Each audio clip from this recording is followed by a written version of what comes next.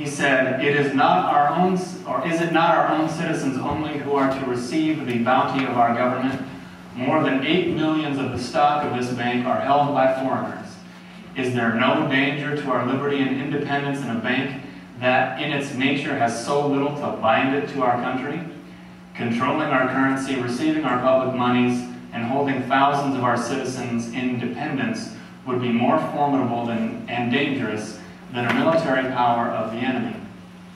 If government would confine itself to equal protection and, as heaven does its rains, shower its favor alike on the high and the low, the rich and the poor, it would be an unqualified blessing. In the act before me there seems to be a wide and unnecessary departure from these just principles." So he wasn't a fan of it, and he kind of created this as his central campaign re-election theme. In fact, his slogan was "Jackson and no bank." Now, the opposition received millions of dollars. They had a lot more money than Jackson did, but Jackson actually won in a landslide victory by getting over 60% of the vote. And there's a funny sequence of events, I think. After his second term had begun, he ordered his Secretary of the Treasury, he said, "Remove all U.S. money from this bank." His Treasury Secretary goes, "No." He was fired. Next Treasury Secretary, Andrew Jackson, goes, "Remove all the money from this bank." Secretary says, "No." He was fired. Third guy comes in, Jackson says, "Remove it." He finally complied. Now, what this did is that the president of the Second Bank of the United States was a guy by the name of Nicholas Biddle. And he said, this worthy president, he may have scalped Indians, but he's not going to mess with us. And so when all the funds were removed from the bank, and he started to brag about this later in public, he created and caused a depression. Now, he did it in the exact same way that I mentioned earlier that goldsmiths would row the economy. He simply tightened up the control of the money and diminished its supply so people just couldn't afford their homes anymore. And so this depression came. Jackson was blamed. He was hammered in the press and by public opinion at large, and he became the very first president ever to become censured by the U.S. Senate.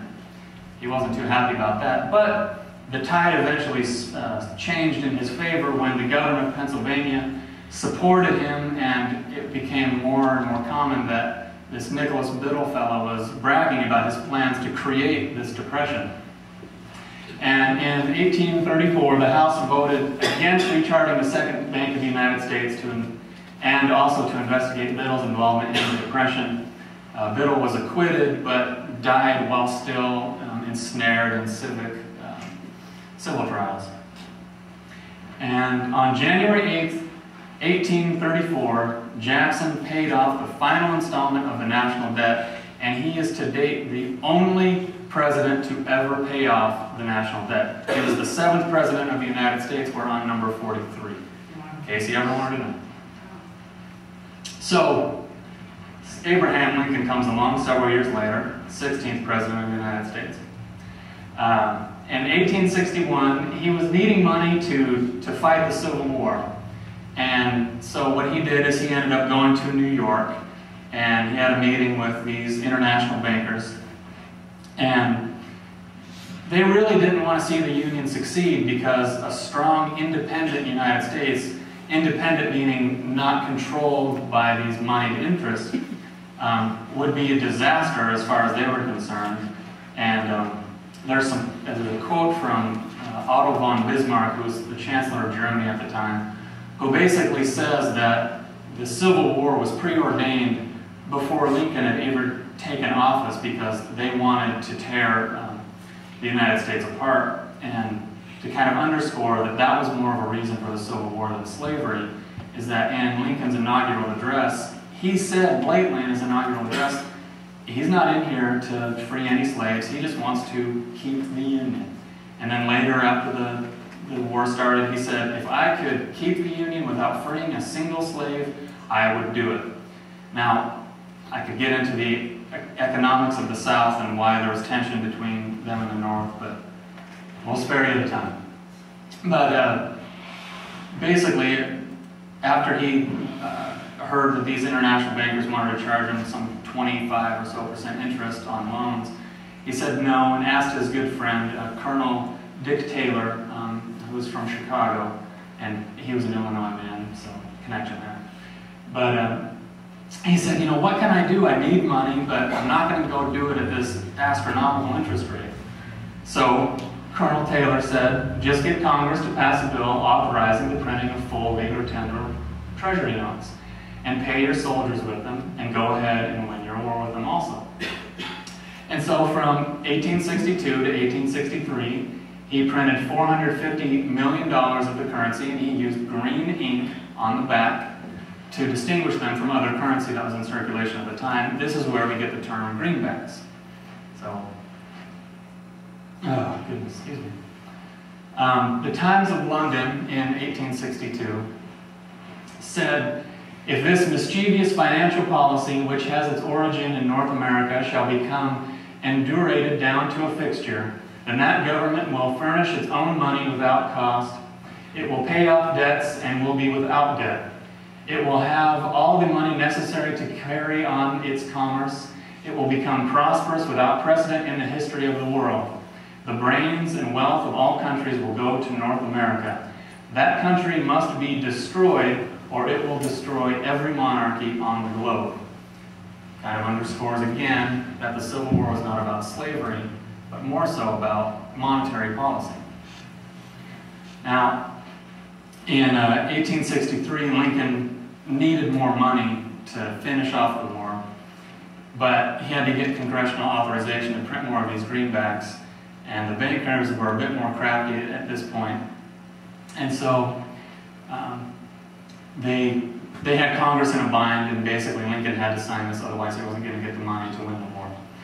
And so Lincoln signed it, and what it did is it allowed banks to operate under a virtually tax-free status.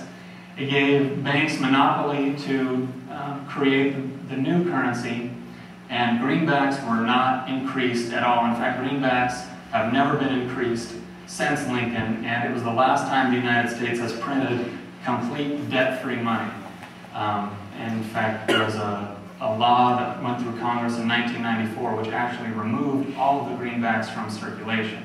So this money had been in circulation until 1994. So after the Civil War, there was a depression caused, and the bankers had diminished the supply of currency in circulation from 1.8 billion, which amounted to over $50 per person, and to just 0.4 billion, and just 20 years later, which amounted to just over $6 per person in circulation. So there was a 760% loss in buying power. Loans were called in and no loans were given out. Silver also was demonetized, meaning that if you had silver coin, you had to get rid of it because it was no longer good for money. That was an act passed through Congress. And then in 1891, this period was being under investigation by Congress in the early 1900s. And in 1913, which ironically enough was the year that the Federal Reserve Act was passed, they had discovered that the American Banking Association, which all banks belonged to at that time, had actually sent out a memo in 1891 stating that they were going to cause a depression on September 1st, 1894, 3 years into the future. So, again, depression caused by banks, not just random occurrences. So now we'll actually get into the creation of the Federal Reserve Bank, and coming toward a close soon. Senator Aldrich was invited. He invited 5 elite businessmen to board his private rail car in New York to go to Jekyll Island off the coast of Georgia on November 22nd, 1910. He was put in charge to basically find a solution to some financial crises that had been caused in 1907, really orchestrated by J.P. Morgan. Again, ask me about it later if you're interested. But among the men that were there was Paul Warburg. Now, this was a very secretive meeting. They only